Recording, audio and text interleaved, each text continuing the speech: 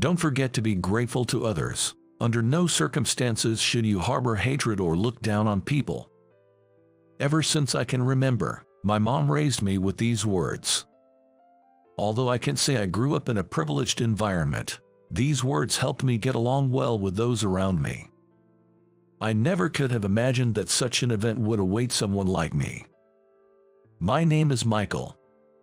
When I was 2, my parents divorced, and I was taken in by my mom. My dad was apparently careless with money, and the child support payments stopped coming soon after, leading to a complete loss of contact. Because of this, my household had to get by on just my mom's salary. To be honest, we were poor. We lived in a cheap, run-down apartment, and my mom always looked for the cheapest items when shopping. But I never heard her utter a word of resentment towards my dad.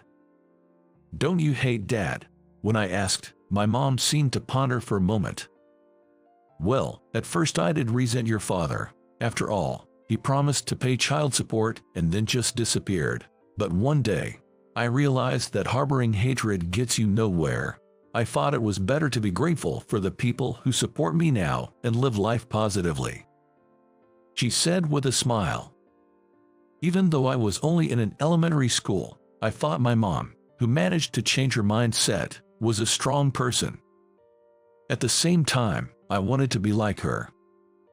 Until then, I had always envied my friends who could afford expensive games and resented my circumstances for being poor. But after hearing my mom's story, I changed my way of thinking. I stopped comparing myself to others. Instead, I started to value my friends and everyone around me more. As a result, people started to treat me kinder than before. I made friends who would help me out when I was in trouble. Especially in terms of studies, I received a lot of help. I couldn't afford to go to supplemental classes due to financial reasons, and my mom was working from morning till night, so there were hardly any chances to ask her questions. Instead, my friends would teach me during breaks what I didn't understand. Maintaining high scores on tests was clearly thanks to my friends. "Thanks for everything," I would say, and my friends would respond. "Teaching others actually helps me understand better too, so I'm thankful as well." Looking back, I really think they were great friends. Even after entering junior high, my grades were among the top in my year. But when it came time to decide on a career path, I chose to work. I wanted to ease my mom's burden as much as possible. At the time, my mom worked at a convenience store early in the morning and took a cleaning job at night. She was literally working all the time, sparing no time for sleep. There were times she was so exhausted that she fell asleep on the couch. It was clear even to a child like me that she was pushing herself too hard. I wanted to earn money as soon as possible to help my mom out. Both my teacher and mom were against my decision to work right after junior high. My mom, in particular, was worried about my future and urged me to continue my education. "You should at least go to high school. The salary is different, and it can affect promotions at some companies. Don't worry about the cost of tuition." She persuaded me many times, but my resolve didn't waver. I'd rather work than study, I asserted strongly, and finally, my mom respected my wishes.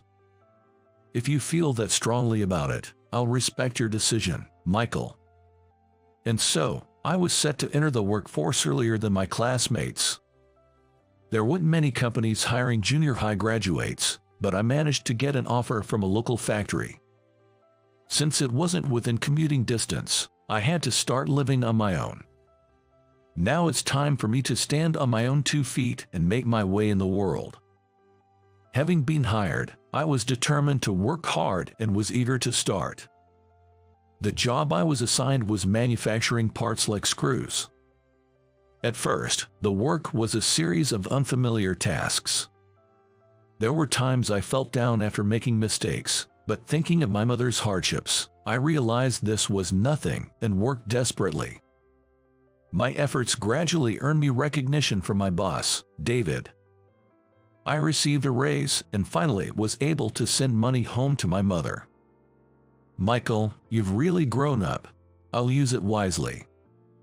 The first time I sent money home, my mother's eyes welled up a little. I felt warm inside, knowing I had finally managed to do something filial. But that wasn't the only good thing about working. I made friends with whom I got along well at work. Among them, I became close with a female employee named Emily. Emily and I were not only hired at the same time, but were also middle school graduates. Moreover, we hit it off quickly because we both were raised in single-parent households. Emily was incredibly kind and considerate. Not only that, but she also had a bright personality, always smiling. Her smile lifted me up even when I was feeling down about mistakes. Without her, I would have felt lonely, being among the few employees of similar age. Half a year after we met, we started visiting each other's homes on our days off. Spending time with someone I clicked with was incredibly fulfilling. Before I knew it, I had developed feelings for Emily. I even took her to my hometown. My mother quickly became close with Emily as well. Since the divorce, my mother had been buried in work, and her interactions with female friends had decreased.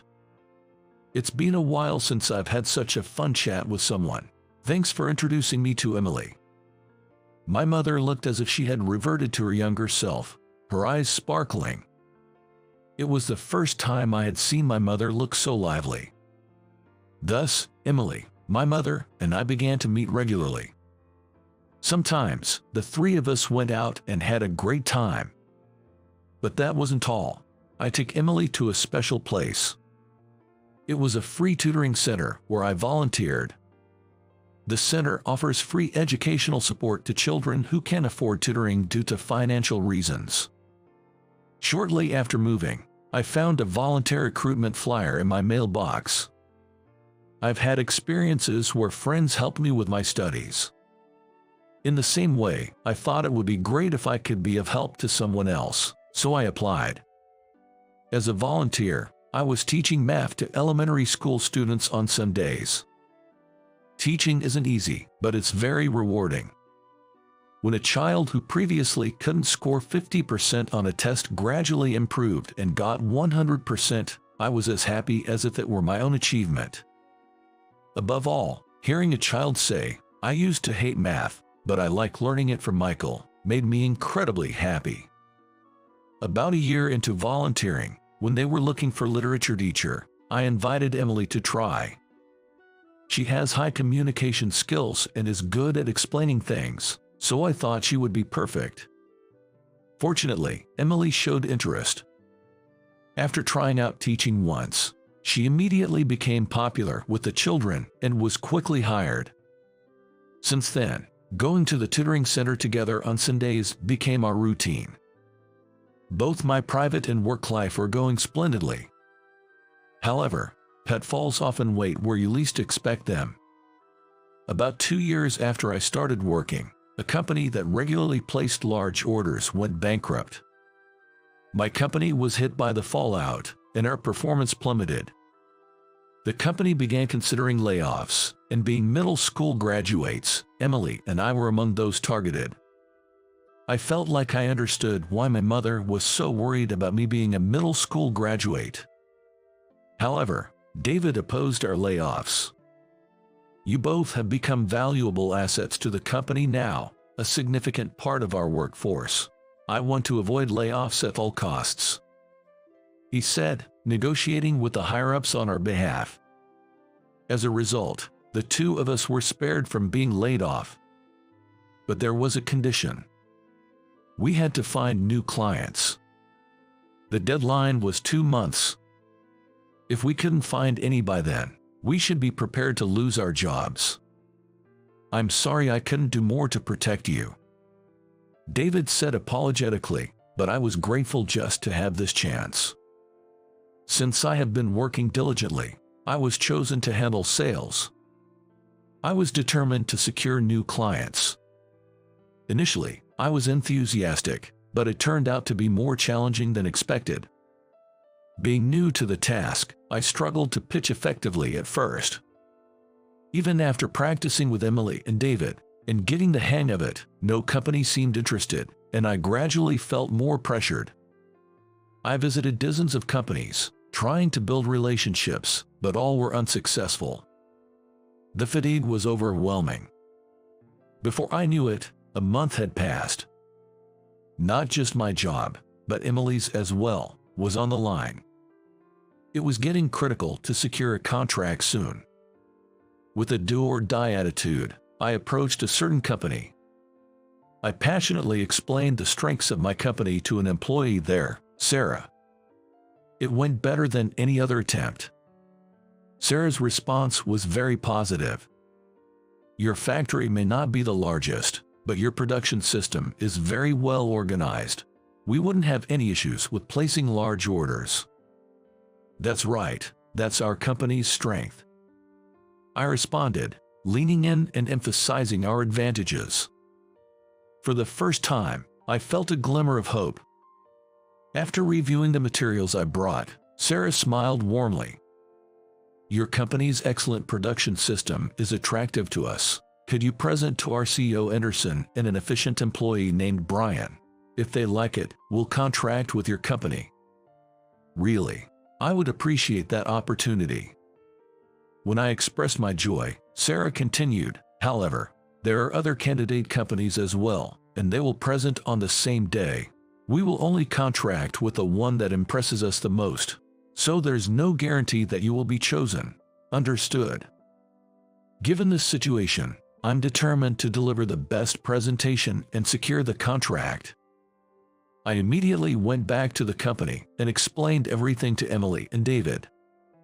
Both were determined to help in any way possible to secure the contract. From that day, we immersed ourselves in preparing for the presentation.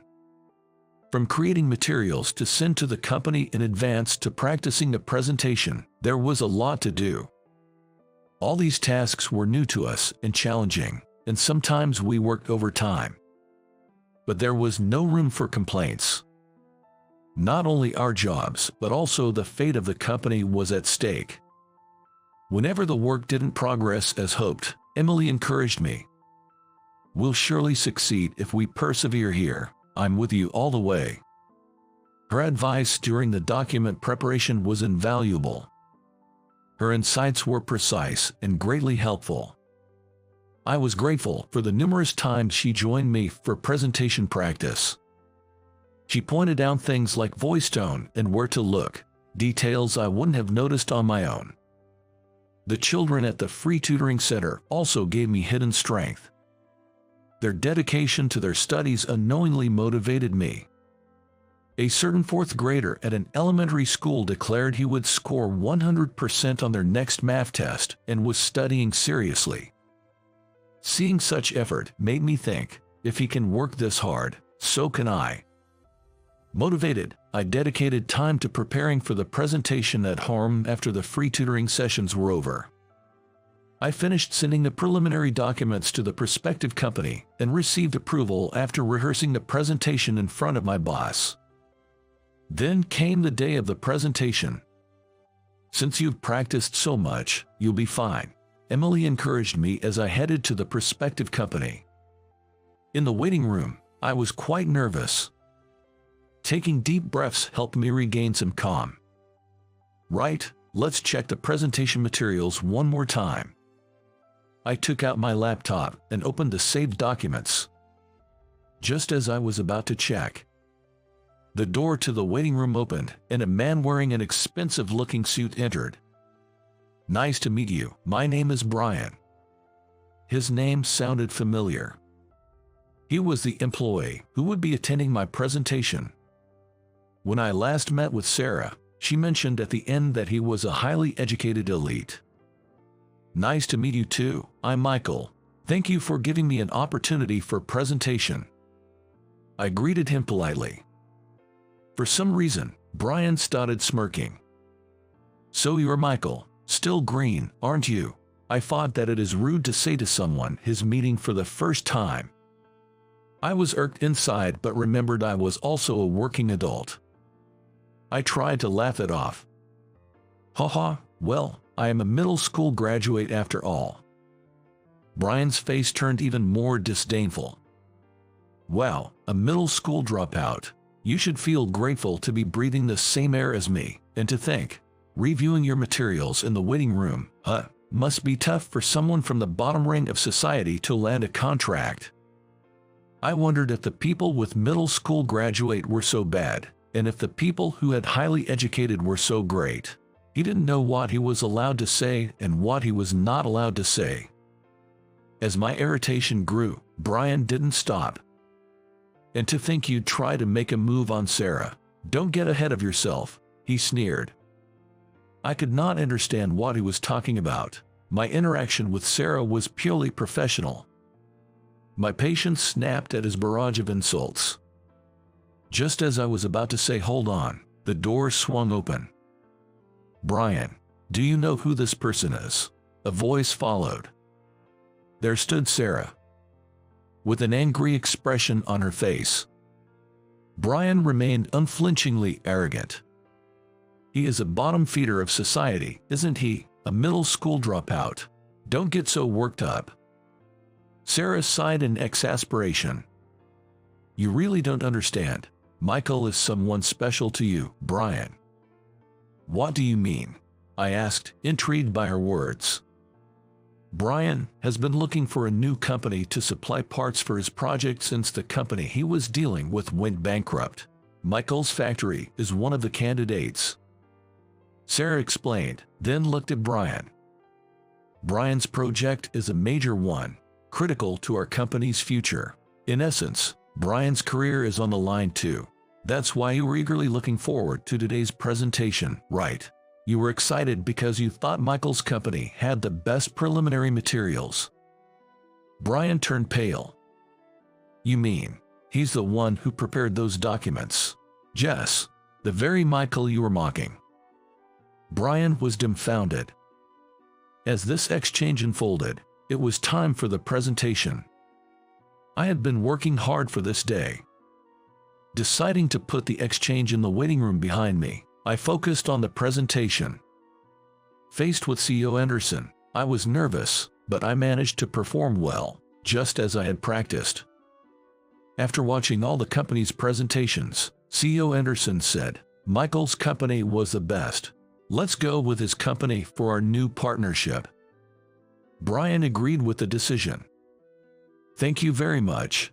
I stood up energetically from my chair to express my gratitude. This meant my company, Emily, and everyone else would be saved. I felt truly glad for all the hard work I had put in. After the meeting, Brian came over to apologize. I'm really sorry for looking down on you earlier. The materials you prepared in your presentation were excellent. Being a middle school graduate doesn't matter. You are clearly a capable person. He admitted to misunderstanding my interaction with Sarah, thinking I was making inappropriate advances after seeing us talk happily. Seeing Brian repeatedly apologize, my anger subsided. No, it's okay now. As long as you understand, it's fine. Sarah also looked relieved. This incident has made it clear that educational background doesn't matter. Michael, you researched our company thoroughly for your presentation, and the materials you prepared were outstanding. We look forward to working with you. Likewise, thank you. In a friendly atmosphere, I left the prospective company. When I returned to my company and announced our success, everyone was overjoyed. Emily was even moved to tears. It's all thanks to the support you've given me, Emily. Thank you. I went to Emily to express my gratitude. She modestly said, It's not like that. It's all thanks to your effort. But I knew that without Emily, that quality of presentation wouldn't have been possible. I decided never to forget the support she had given me. Thus, our company's performance recovered, and the threat of layoffs for Emily and me was averted. It was great to return to working energetically at the company. Emily and I continued to be in charge of the project with a new client company. As for Brian, he was removed from the project. Apparently, CEO Anderson had overheard his derogatory comments towards me. Angered, CEO Anderson reassigned him to a smaller project. It turns out CEO Anderson himself had risen from a middle school graduate to the position of CEO and couldn't tolerate educational discrimination. Sarah was assigned to lead the new project instead. According to Sarah, Brian was truly remorseful and was working hard in his new role.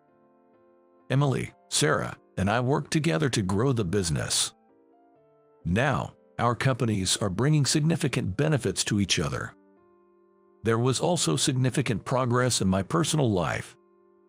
Around this time, I confessed my feelings to Emily. Her response was a joyful yes, and we officially became a couple. Both of our parents have given their blessing. I'm currently contemplating when to propose marriage. We still attend a free tutoring center together. Not only that, but Sarah also showed interest in the tutoring center and has started working as a volunteer staff member. She quickly became popular with the children, as she loves them. Indeed, the child who had declared he would score 100% on their test actually achieved it. From them, I was reminded once again of the importance of hard work. Looking back on my life, there have been many challenges. But I've managed to get through thanks to the help of those around me.